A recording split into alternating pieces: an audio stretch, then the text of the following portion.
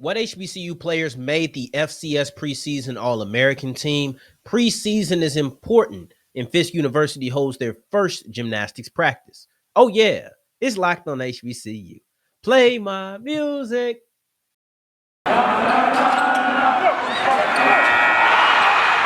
are Locked On HBCU, your daily podcast covering HBCU sports. Part of the Locked On Podcast Network, your team every day.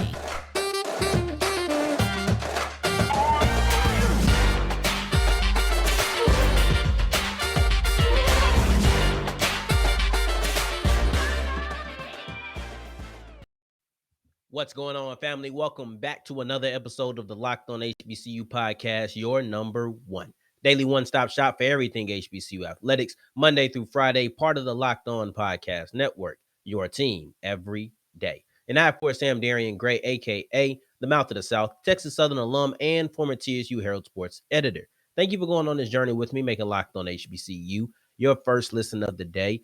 Every day. And remember, just because the mic cuts off does not mean that the journey is over. You can find me on Twitter at South Exclusives. And I just want to start this episode right by telling you, man, y'all are the realest.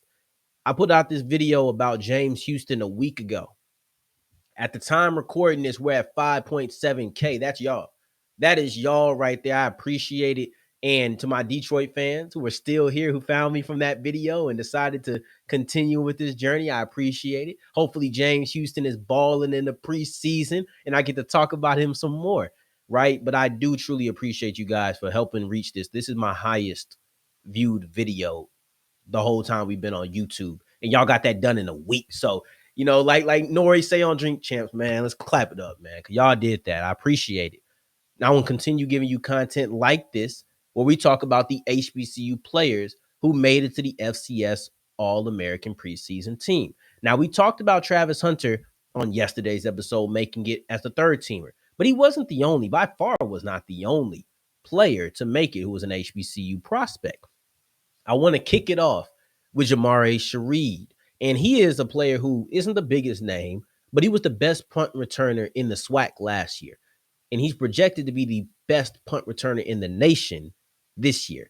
And it's important, or it was funny to me, because he didn't even make it on the all SWAC team, period, as a return specialist. And I emphasize return specialist because the difference between a punt return and a return specialist is one faceted. It's only talking about punt returns. And I would assume, I'm going to cut the SWAC some slack, not that they need it, but I'm going to assume that he didn't make it as return specialist because he does not return kickoffs for FAMU.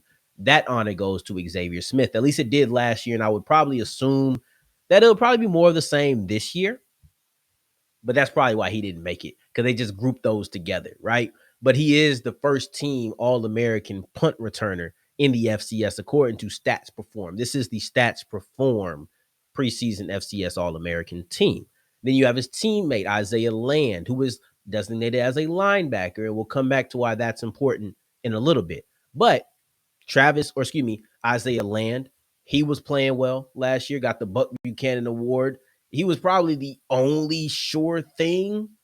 Well, maybe you might have thought one was a sure thing, but he's probably the only sure thing as far as HBCU prospects who you knew was going to be a first team All-American selection in the preseason. I will say this, the defensive first team is pretty much all former first teamers at some point. And this is all based off of the STATS Perform history, not any other history, but STATS Perform history. That, again, will come up later. But 8 out of the 13 defensive players, because they had multiple, more than anything. I think they had like 5 linebackers. They had 4 defensive backs. And I think they might have had like 5 defensive linemen. It was something like that. So there was more than the typical 11, obviously. But 8 of the 13 were returning first team All-American players at some point.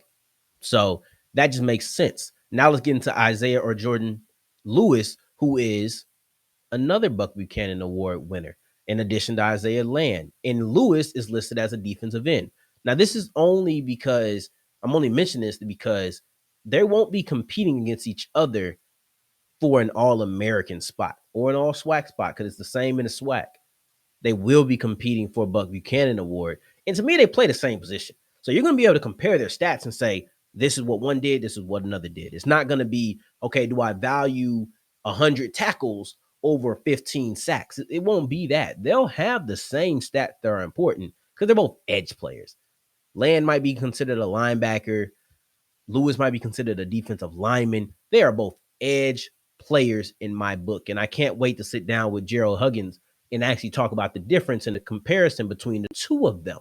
So just a little sneak peek of things to come here on Locked on HBCU. Now, Lewis was the first person on that second team.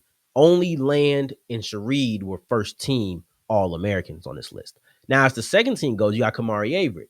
And the reason I said to keep that stats perform is what they're basing themselves off of is because Averett was a first team AP All-American. But when it came to stats perform, he fell short to Tucker Kraft. The same is happening in the stats perform preseason. So when you look at stats perform, they are believing that Averett will be the second best tight end, the same way he was the second best tight end to them in 2021. Now you have, well, you got to admit they consistent, right? But now you have Jablonski Green, preseason MEAC player of the year. If he follows Decobie Durant, who is also the MEAC defensive player of the year, and then also a second team All-American, he'll be right there with his former teammate. Now we continue rolling. Got Isaiah Bolden. He was the best kick returner in the SWAC coming out of Jackson State, and this is what he is here. He's the second team kick returner. They don't have return specialists. They just have kick returner, punt returner. They separate the two. I kind of like it better that way, to be honest, but neither here nor there. So those are your first and second team players. You have Jah'Marae Sheread and Isaiah Land. FAMU having the only two HBCU first team All-Americans on this list. And then also on the second team, you have Kemari Averett, Jordan Lewis, Jablonski Green, and then also Isaiah Biden. What? Isaiah Bolden. I just seen a Joe Biden clip on Twitter that had me slip up like that. The third team is rounded out by Abdul Fattah Ibrahim, Xavier Smith, Mark Evans, and then also Travis Hunter. In comparison to last year's preseason team had 6 HBCU players on there. You had 3 on the first team with 1 offensive player and 2 defenders, 1 on the second team with 1 defensive player, and then 2 on the third team with 1 and 1. This year, you're looking at 10. So you're going into this year with more expectation and more anticipation around the talent that is coming from an HBCU. How did things end up last year? Even at 10, if all 10 of these players or 10 players, period, were to make it to this list, they wouldn't have as many first teamers as they did coming out of 2021, but they would actually have more All-Americans from the HBCU ranks. So there is not only a higher expectations going into the season from going into last season, there's an expectation that this will be a better season, period, than it was last year. I think that this is great. We'll be on the lookout for that. And one thing you need to be on the lookout for is preseason football. It's important, guys. It matters.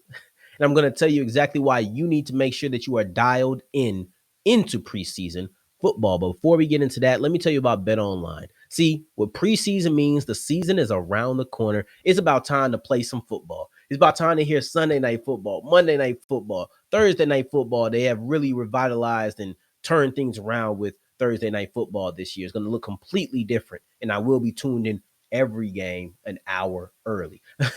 So we'll be tuned into that. But put your money down on all the football games. I don't care if it's Sunday night, Monday night, Thursday night, Sunday during the day, the special Saturday games on Christmas Eve. It does not matter. Make sure you're putting your money down on these games, and the only place to do it is on BetOnline. BetOnline has all of the games covered with the best odds, lines, and props. In addition to the football games, you also have the NBA, the NHL, the MLB, combat sports, and esports. They are truly that versatile, in addition to being the fastest and easiest way to wage on all of your favorite sports. BetOnline, where the game starts. We keep rolling on today's episode of Locked on HBCU, and I thank you for making us your first listen of the day.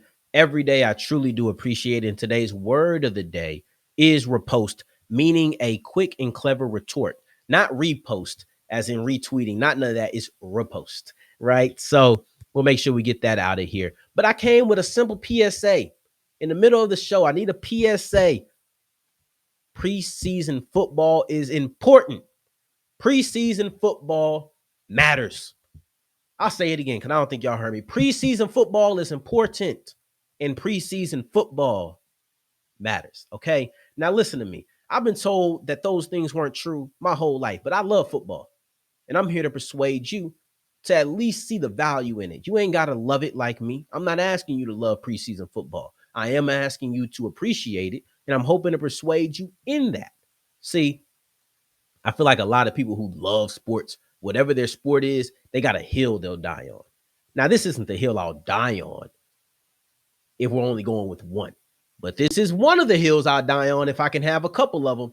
Preseason football is amazing. I love it. I don't understand why people bash it. People will bash preseason football until we don't have any.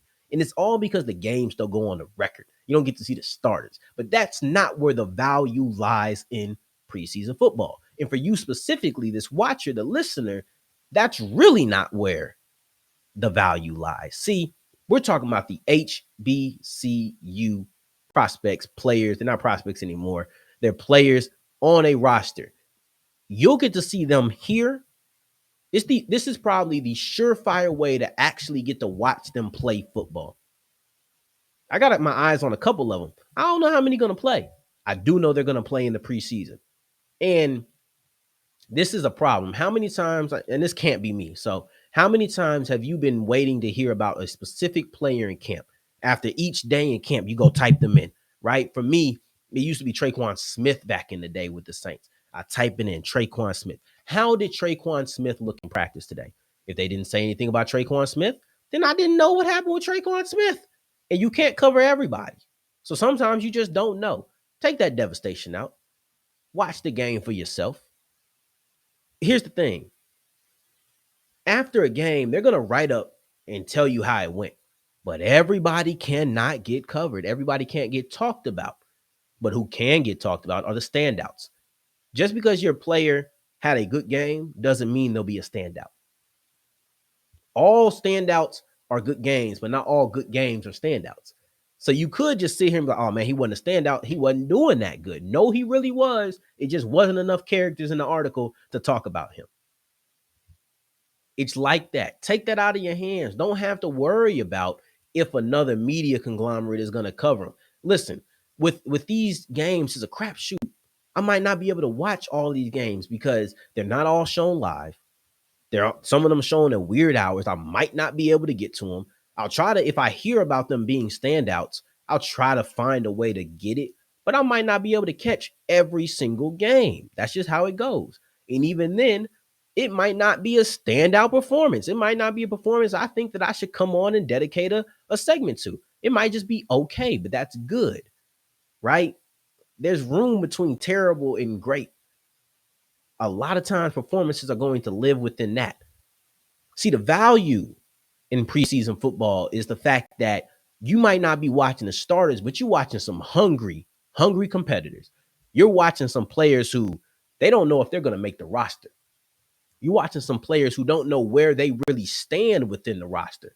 That competition level that exists between players in preseason games is extremely high. See, I might not watch preseason with the same devotion, with the same intensity, and the same passion that I watch regular season football. But trust and believe I see the value in understanding that this might be the 47th guy on the roster who is trying not to be 54. Because that means he ain't there. That means he's on the practice squad. That means he's bouncing around between team to team, trying to ensure that he has a check throughout the season. I love the hunger. And I love the quality of play that hunger creates. It's great football. But here on Locked on HBCU, where we're specifically talking about HBCU prospects, I got me 7 of them that I'm looking for because I want to know how are they going to get acclimated.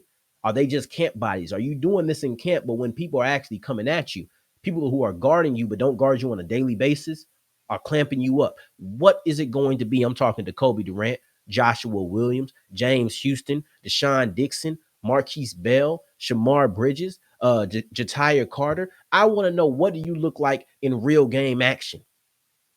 Preseason football might not go on the record, It might be quote unquote meaningless when it comes to those 17 games, them 17 games that are going to decide whether or not you're in the playoffs, but they aren't meaningless because it's real football. Let's get that true. All right. Now, I would tell you to watch it this week, or not even this week, tomorrow on Thursday. We'll be seeing two games, Giants versus Patriots, and then Titans versus Ravens. And in that Titans versus Ravens matchup, you'll have one of those 7 players that I feel like you should really keep an eye on. And that is Shemar Bridges, who I actually have a big time statement to make about on tomorrow's episode. So make sure you are looking for that. Going forward, we're going to be talking about Fisk University, who just held their first ever gymnastics practice. We wrap up today's episode of Locked on HBCU talking about the first gymnastics practice for Fisk University. And I think that this is important because we are watching something monumental. That's my projection. That's my prediction. I believe that we are watching something monumental with the creation of a program that could really shake up a lot of things. And I just seen a couple of clips of practice. It wasn't even anything special where people were talking or anything. It was just practice. What AI said, you talking about practice? Yes, I got hype off of practice. AI, you should have been there. Okay. I'm sitting here and I'm watching these girls doing their flips and everything. And I'm like, oh, yeah, this is special because, and I'm kind of surprised that nobody else got in on this. Not a single HBCU after Fisk announced that they were going to be starting in 2022 in the fall. I didn't hear anybody join in. I think they should have. I would have. I might not have thought of it. I'll be honest with you. I would not have thought to say, oh, gymnastics program, let's start it. But when I seen Fisk and I seen the immediate fanfare and the love, the positive reaction that came with it, I likely would have said, yeah, I need to do that as well. Not just because of the fanfare, but because, oh, this is a good idea. Meanwhile, I think there's a lot of HBCUs who are sitting there saying, we're going to wait. We're going to see how prosperous that this is, because gymnastics is not the biggest sport. I don't know if I want to put my money behind it quite yet. Might be what they thinking. I wouldn't have. I would have been like, let me follow suit. But in a way, I'm kind of actually happy that nobody followed suit. Because at the time, and to my knowledge, this is still the case, but at the time they announced their program, they were the only HBCU with a gymnastics program and the only school, HBCU, public institution, private institution, doesn't matter, the only school in Tennessee that actually has a program. And this is important to me because I think these are two reasons on why they will be very prosperous, and it gives them two lanes that they occupy completely by themselves. Now, you can't tell me there wasn't people who wanted to go participate in gymnastics at an HBCU. Couldn't tell me that. I came on here immediately. You could not sell me on that. There are some black girls today who maybe want to go, who excuse me, not maybe, but who do want to go to an HBCU and have gymnastics. See, if I want to go to an HBCU and I want to do gymnastics, I couldn't do both. I had to pick one. But now I can go to Fisk. There's only one place to go. So now all those girls who want to do that, go to Fisk. You can also kind of occupy Tennessee. See, we talk about you got to win your state, right? Because remember when Hugh Jackson went to Grambling, and the first thing he did was say, I have to go get Louisiana. When you have talent in your state, you go collect. There's not another in-state school that Fisk is competing with. So ideally, they could go get all the girls from Tennessee who want to be gymnasts and bring them on the team. The impact was shown in Morgan Price. This is a level 10 gymnast. This is one of the best gymnasts coming out of high school this year. And Fisk got her.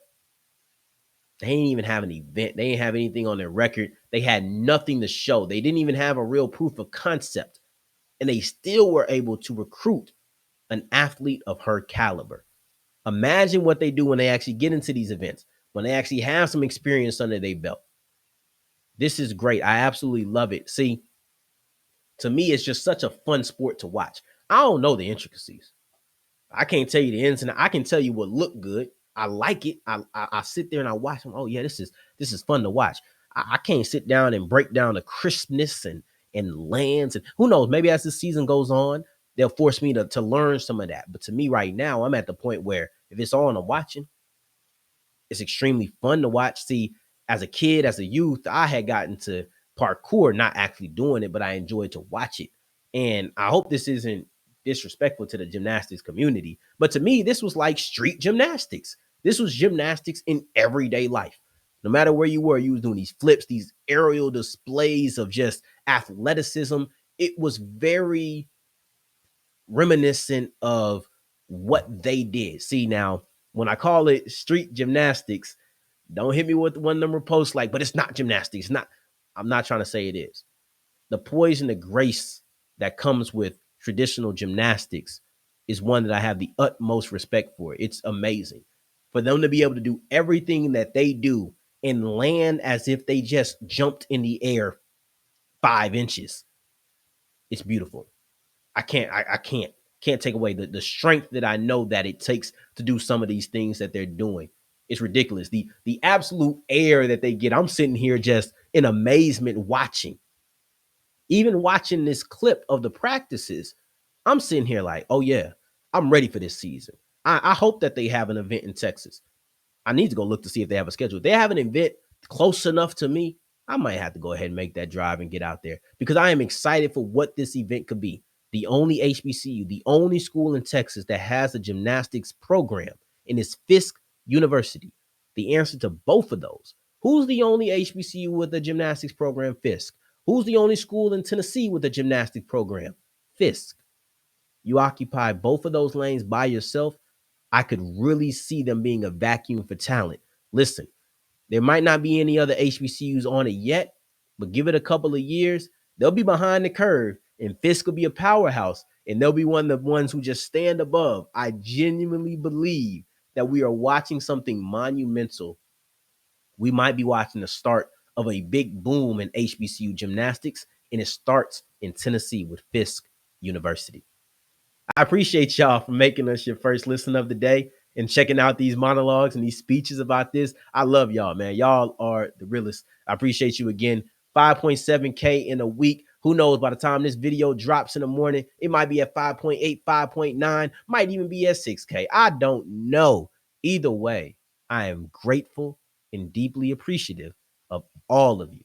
Now, for your second listen of the day, make sure that you are checking out our conference shows, such as Locked on ACC with friend of the show, Candace Cooper. Coop, we got to get you back on here. But Locked on SEC with Chris Gordy, Locked on Big 12. They are all doing their thing and shutting it down on the network. So make sure you're checking them out. Tomorrow's episode, I got a big statement about Shemar Bridges, but I'm keeping my mouth shut on exactly what it is until Thursday morning.